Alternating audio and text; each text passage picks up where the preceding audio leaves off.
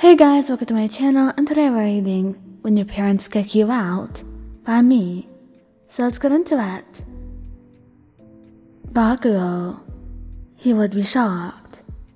Shocked that your parents did that. That they could even do that to someone as wonderful as you. And he was very, very angry. As much as he tried not to show it around you, since you already have a lot to deal with. Unlike what you would expect, he'd be extremely supportive, financially and emotionally. He would let you stay over at his house, and would often offer you words of encouragement, even if they were a little brash or weird, coming from him. And when you were having a bad day, he would cook for you and binge watch a show in an attempt to distract you from your thoughts. As he held you in his arms, he would try his best to make you happy. Midoriya. He would want to fight them. No parent should do this. No one should. So he felt like he had to fight them. But the look he had on your face when you came to his house at 2 in the morning, sobbing as he asked if you could stay over. He couldn't leave you like that. He let you come in, made tea, and held you close to him as you let it all out in tears and words. And though he wanted to crush your parents to pieces, he just held you in his arms as he cradled you, murmuring words of comfort into your ear. Once you were calm enough, he'd tell you to sleep. He would want you to stay with him, and you would be extremely supportive emotionally, letting you vent and offering advice. In a way, he was happy you were with him, because they never deserved someone like you. Sero. He would be very disturbed by the fact that you did this, but he'd save it all. But he would save all his thoughts and musings for later, until he calmed you down. He wouldn't push you to talk, but the offer would be there. He cared about you, and wanted you to let it out, but he'd never pressure you for it. He would let you stay over with him, and would even offer you help if you wanted to rent a house of your own. He wouldn't mind any decision you make, so long as it satisfied you and made you happy. And when you're feeling down, he'd either take you out to the bookstore, to go manga shopping with you, or watch some anime and hold you close to him. Anything, as long as it made you smile. Todoroki. He would be very angry enough that he does in fact have a talk with them, and breaks their front door. And as for you, he'd be extremely gentle. He wasn't the best with words, but he'd try, just for you.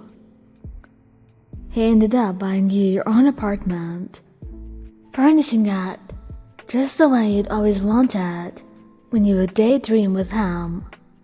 He would constantly smother you with affection and many gifts. And as much as you tried telling him that he alone was enough, he would always disagree, saying that you deserved the whole world. Kaminari. His parents weren't that nice either, so he was freaking out. He had no idea what to do. So once he was done comforting you, he went to the teachers, asking if you could stay at UA permanently until you graduated at least, so you'd have time to save up. And thankfully, they agreed. He wasn't rich, so he'd find a part-time job to save up with you. for your apartment, even though you said you could do it on your own. He wanted to help, like a real boyfriend would. He would be very supportive of you. He'd hug you all the time and shower you with compliments, telling you how powerful and strong you were and how much he admired you. Kirishima, he would push aside all his anger because he knew you deserved better. He was your rock during those times, offering you a place to stay and welcoming you with open arms. He'd encourage you to talk about your problems and would offer you advice and let you get it all out of your system until there was nothing left to say. And when you cried, he wouldn't judge you and would hold you as you cried it out, feeling guilty because the one person he loved was ruined. You were sad, depressed even, and you couldn't erase the fact that your parents abandoned you from your own mind. There was nothing he could do, so he did the best he could. He would do domestic things with you, like wake you up with kisses, braid your hair, iron your clothes while talking with you as you watch a TV show. And after a while, you decide that yes, home is really where the heart is.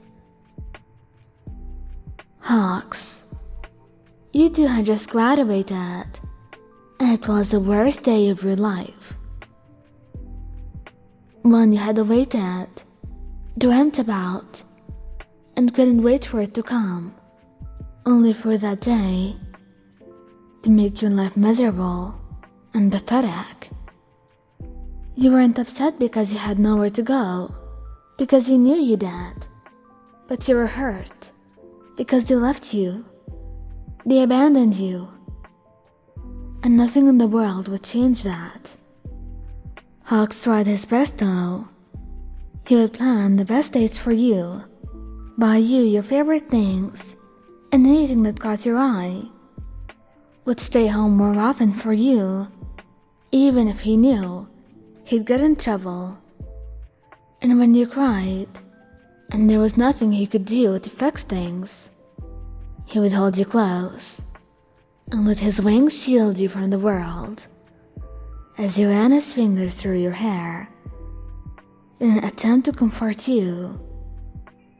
And even though it wouldn't change the truth, it made you feel better, knowing that he'd have you when no one else did.